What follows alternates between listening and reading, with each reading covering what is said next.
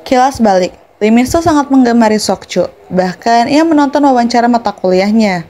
Min-soo juga memiliki beberapa ide yang sangat menarik tentang keadilan. Dan Sok-ju meminta untuk mengunjungi kuliahnya di tempat lain kapanpun dia bisa.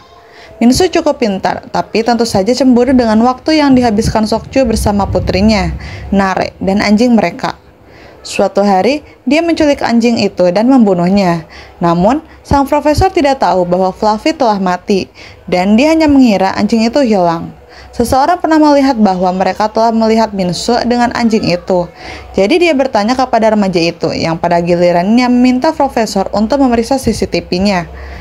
Hal ini membuat sang profesor terkejut, dan dengan lantangnya bertanya, apakah Min-soo tahu bahwa CCTV mereka tidak berfungsi?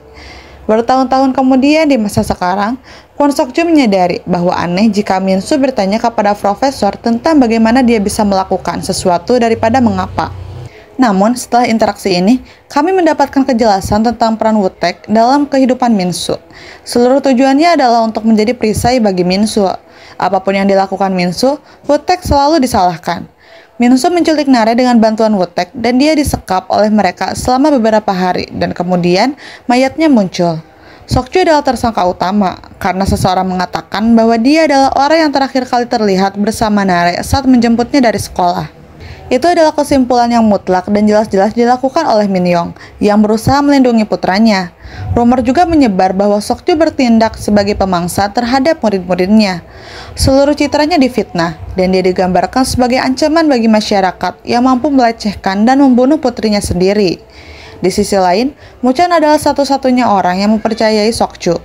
Mu-chan bahkan menempatkan dirinya dalam risiko untuk menyelesaikan kasus dengan cepat sehingga dia bisa mulai mengerjakan kasus Kwon Sok-ju. Mu-chan menemukan video yang menunjukkan bahwa Woo-taek lah yang membawa kabur Nare dan bukan Kwon Sok-ju. Woo-taek tidak mengakuinya, namun Mu-chan memahami bahwa dia tidak bertindak sendiri. Saat dia mengunjungi rumah Min Yong, dia curiga bahwa Min-soo pasti sudah menyelesaikan semua ini. Bahkan saat mayat Nare ditemukan, Min-soo datang ke TKP dan tersenyum pada mayat Nare. Ketika Mu-chan menggali file masa lalu Woo-taek, ia menemukan bahwa Min-soo selalu terlibat dalam beberapa kasus, baik sebagai pengamat ataupun sebagai penanggap. Artinya, mengingat ketidakseimbangan kekuatan di antara keduanya, sangat mungkin bahwa Min-soo adalah pelakunya dan Woo-taek adalah penyamarannya. Mu-chan bergerak untuk melakukan tes DNA pada beberapa bukti, dan ini mungkin saja berhasil membuktikan kesalahannya, kecuali bahwa pihak pembela akhirnya membuktikan bahwa itu adalah bukti yang salah, yang menyebabkan Woo-taek dibebaskan dan nama Min-soo pun tidak muncul. Begitulah akhir dari kasus Nare. Setelah konferensi pers, Sok-ju masih ingin mengambil jalur hukum dan meminta maaf kepada Woo-taek. Tapi, Woo-taek menunjukkan rekaman Nare dari saat dia ditahan oleh anak-anak itu. Hal itu sudah cukup bagi Sok-ju dan dia melanjutkan untuk membunuh Woo-taek seperti yang dia lakukan. Di masa kini, Ji-hyun sudah selesai diwawancarai sebagai saksi. Dan Ji-hyun mengantarnya kembali ke sekolah, mana mereka berdua masuk ke ruang komputer. Ji-hyun menduga bahwa Min-soo adalah Getal dan ia menemukan beberapa bukti tentang hal itu dengan bantuan Ji-hyun. Kembali ke kantor polisi, Mu-chan berbicara dengan Min-soo.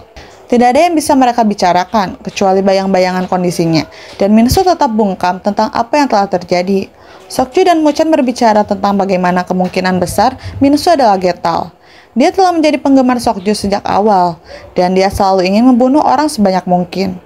Keadilan adalah bagian besar dari jiwa Getal, seperti bagaimana hal itu sangat penting bagi Min-soo, tetapi dari sudut pandang akademis dan bukan dari sudut pandang praktis. Di sisi lain, Ji-hyun adalah anak laki-laki yang ingin diadopsi oleh Sok-ju 8 tahun yang lalu. Ji-hyun telah menyaksikan profesor membunuh Woo-taek, dan profesor tersebut mengetahuinya.